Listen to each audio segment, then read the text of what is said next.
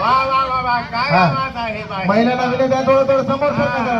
पाठीमाग महिला येत आहेत, त्याला जागा पडू द्या. समोर सरका जरा. कारण मी कला, मनोरंजन आणि कॉमेडी याच्यातून मी प्रबोधन करीत असतो.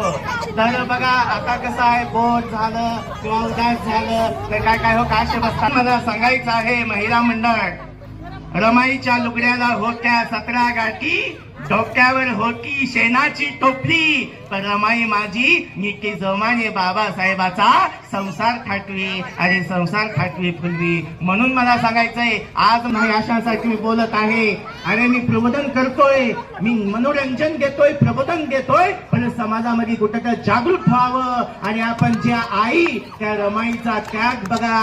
त्या आईच्या जयंतीच्या निमित्तानं मला सांगायचंय, आज लेकरं शिकवा, लेकरं घडवा, लेकरांना ज्ञान द्या. आपण विहारात जाऊ तर लेकरं देख जातील.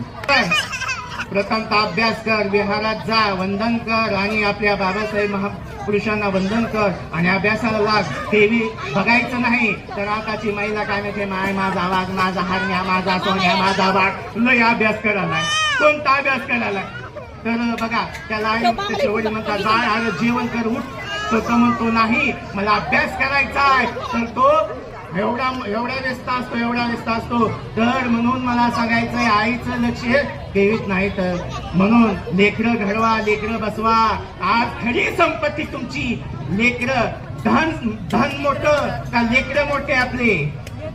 आज आपली संपत्ती मोठी का आपली